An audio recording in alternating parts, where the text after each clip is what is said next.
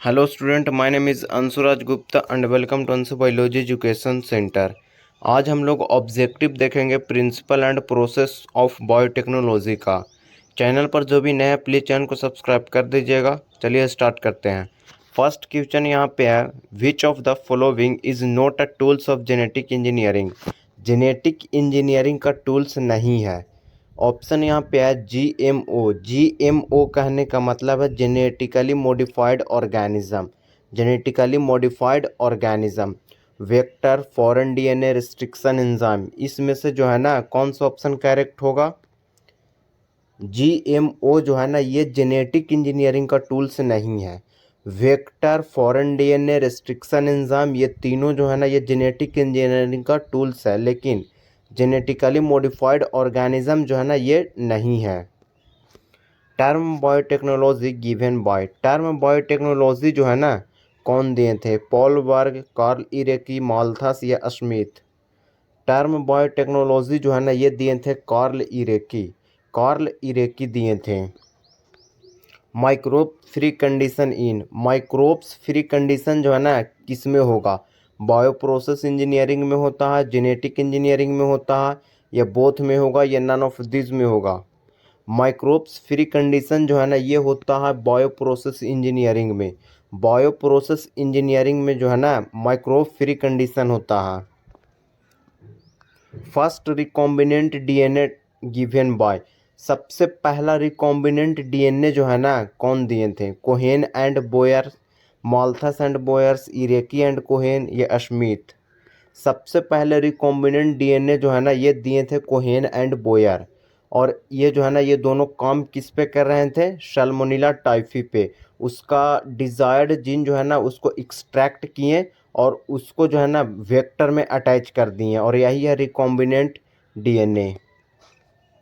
Recombinant protein hirudin has therapeutic use as, recombinant protein जो है ना उसका नाम क्या है? हिरुदीन है। ये यूज कैसे किया जाएगा? एंटी वेनम या एंटीबायोटिक्स, एंटीकोएगुलेंट, या ऑल ऑफ दिस। ये जो है ना ये यूज किया जाएगा as a anticoagulant, as a anticoagulant.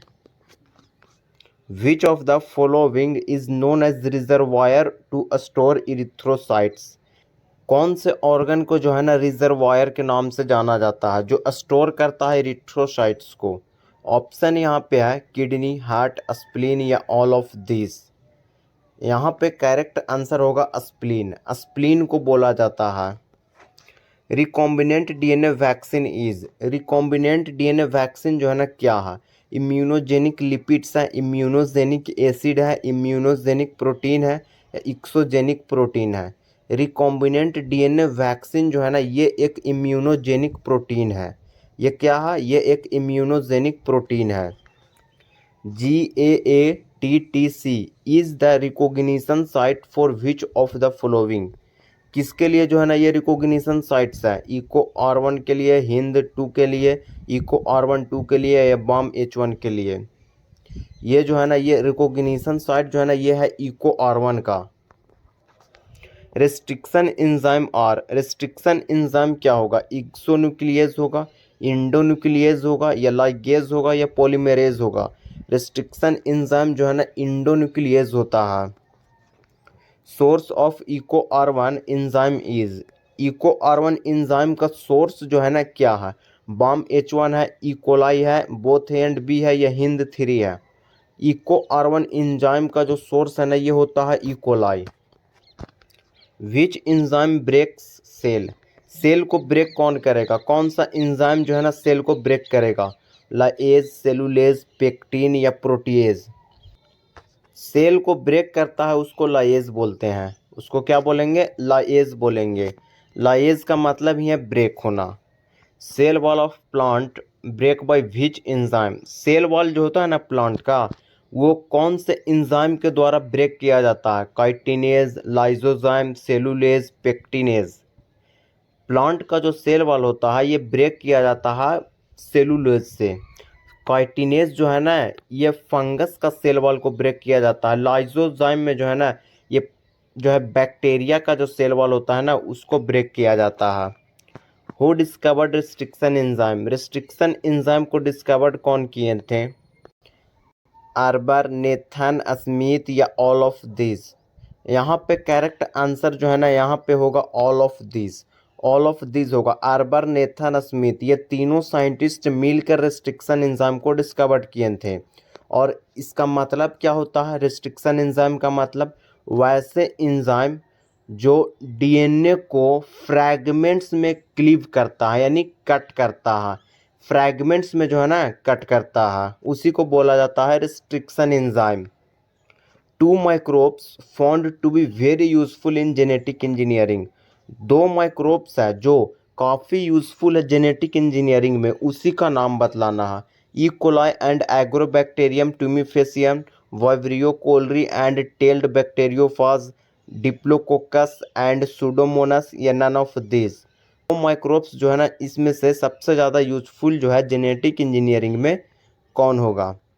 यहाँ पे आंसर होगा E coli and Agrobacterium tumefaciens, E coli and Agrobacterium tumefaciens होगा आंसर।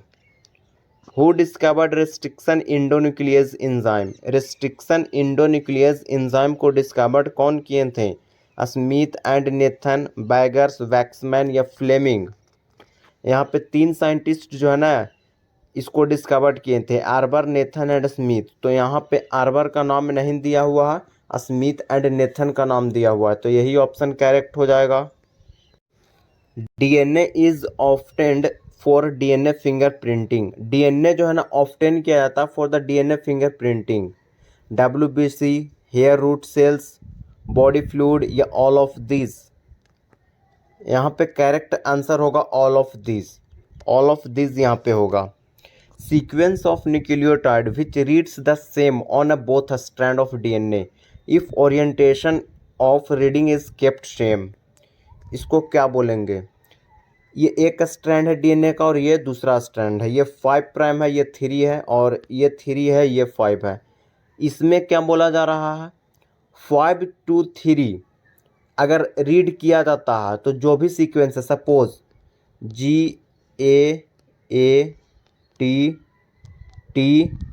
इस प्रकार से सीक्वेंस है, तो ये जो नीचे का जो स्ट्रैंड है, ये जो दूसरा स्ट्रैंड है, 5 to 3 अगर इधर देखा जाए तो सेम ही होगा, जैसे GAATTC, इस प्रकार से ही होगा। यानी 5 से जो भी काउंट किया जाएगा 5 to 3 वो सेम ही आएगा।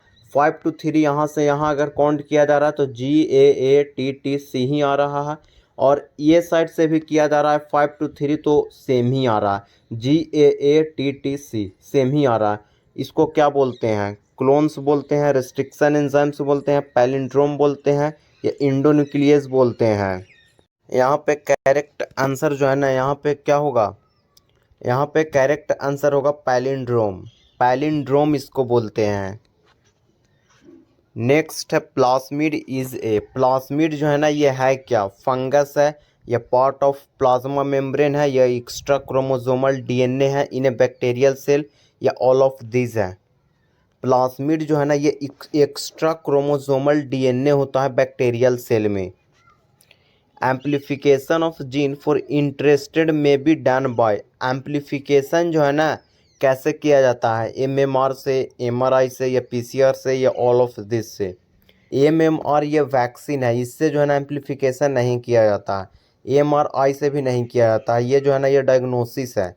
और पीसीआर जो है ना यहाँ पे ये करेक्ट आंसर होगा, ऑल ऑफ दिस भी नहीं होगा। पीसीआर का फुल फॉर्म होता है polymerase chain reaction, polymerase chain reaction, इससे जो है ना एम्प्लीफिकेशन किया जाता है। एम्प्लीफिकेशन कहने का क्या मतलब है? Copy, copy of genetic material, genetic material को काफ़ी सारा कॉपी उसका बना लिया जाता है एम्प्लीफिकेशन के through. Restriction endonuclease are most widely used in recombinant DNA technology. They are obtained from, ये ऑफ्टेन जो है ना कहाँ से किया जाता है?